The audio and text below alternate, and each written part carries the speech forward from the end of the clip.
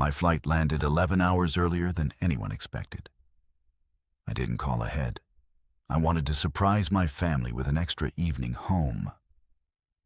Instead, I pulled into my own driveway and found my 17-year-old son, Ethan, sitting on the porch steps in the cold, locked out of his own house, while his stepmother sat inside watching television like nothing was wrong.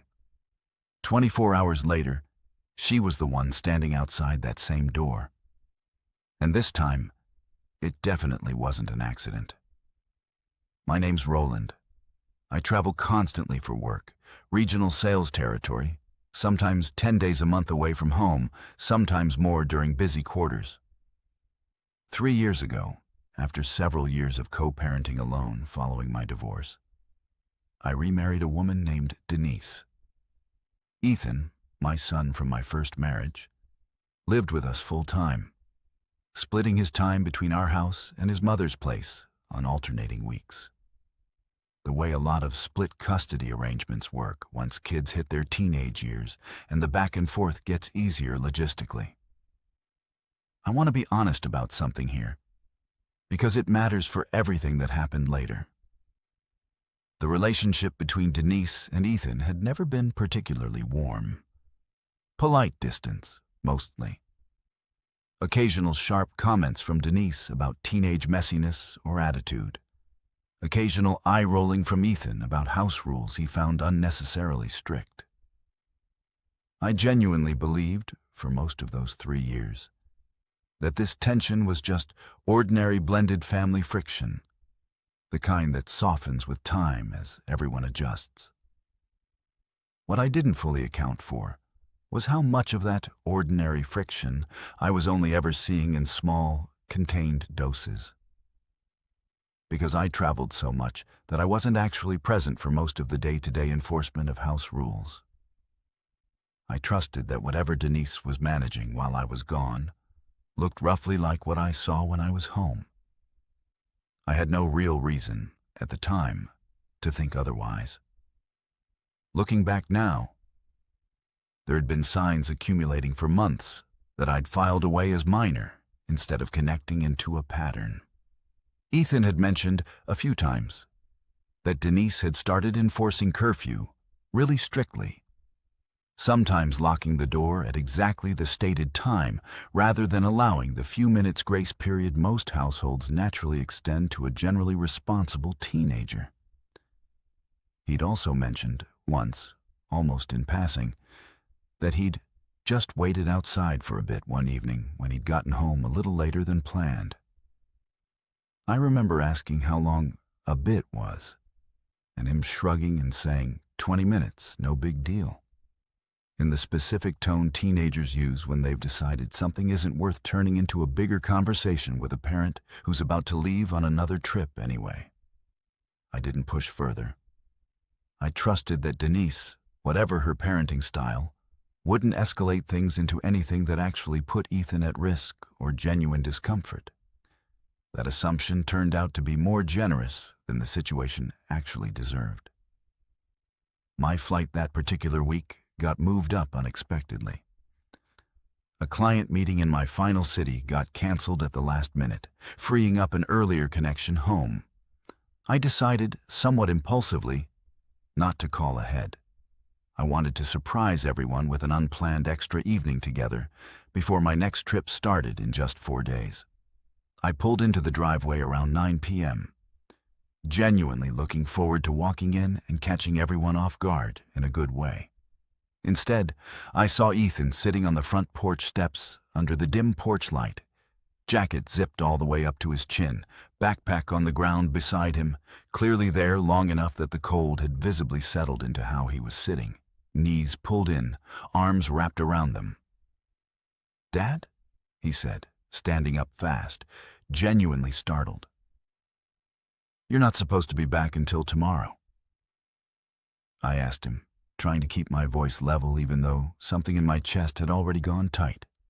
Why he was sitting outside instead of inside the house where it was warm. He hesitated for a few seconds, the kind of hesitation that told me he'd been quietly deciding, probably for weeks. whether any of this was even worth raising with me directly. Denise changed the coding on the door lock, he finally said. She said I broke curfew twice this month, so I lose house privileges until I learn some respect. She told me to wait outside until you got home tomorrow night. I checked my watch. It was 9:14. According to Ethan, he'd been out there since just after 5, over 4 hours through the coldest part of the evening, with no coat heavier than a light jacket, because he hadn't planned on being outside that long when he first got home from school. I told Ethan to come inside immediately and walked in ahead of him. Denise was on the couch, television on, a cup of tea on the side table, completely unbothered, clearly expecting an entire extra night before anyone would be home to question the arrangement she'd put in place. "Why is Ethan sitting outside in the cold?" I asked, standing in the doorway of the living room. She barely glanced up at first. "He needs to learn there are actual consequences. I'm not going to keep letting him walk all over the house rules just because you're never around to back me up on anything. He's 17, Denise. It's past 9 at night. You locked a teenager outside, alone, in the cold, for over 4 hours, over a curfew violation. And you didn't think that was worth a single phone call to me?" She finally turned fully around on the couch, recalculating in real time now that her tomorrow timeline had just collapsed by about 18 hours. I was handling it the way I thought was appropriate. You're never here to deal with these decisions in real time, Roland. Someone has to. I didn't argue further that night, mostly because I genuinely needed time to think clearly rather than react in the moment. I got Ethan something warm to eat, checked that he was actually okay beyond just being cold, and told both of them we'd talk more the next day, once I'd had a chance to think through exactly how I wanted to handle this.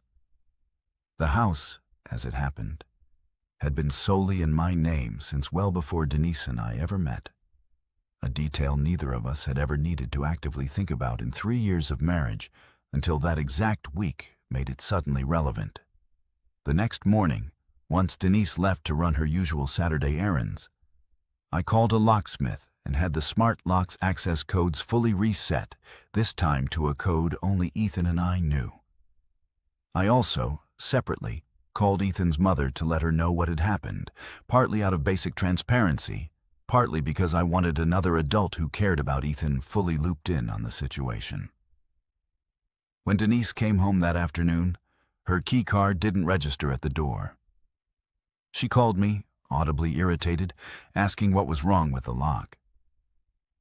"You taught Ethan a lesson about consequences last night," I said. "I think it's only fair you understand, even briefly, what that actually felt like. Being on the outside of a house you live in, waiting for someone else to decide when you're allowed back in." She wasn't outside anywhere near as long as Ethan had been.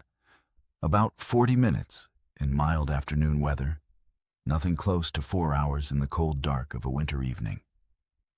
The point was never to recreate his exact experience. The point was making sure she genuinely felt, even briefly, the specific kind of powerlessness she'd been comfortable handing a 17-year-old for an entire evening, without a second thought. That evening, once everyone was calm enough to actually talk instead of just defend their own side, the 3 of us sat down and worked through real house rules together.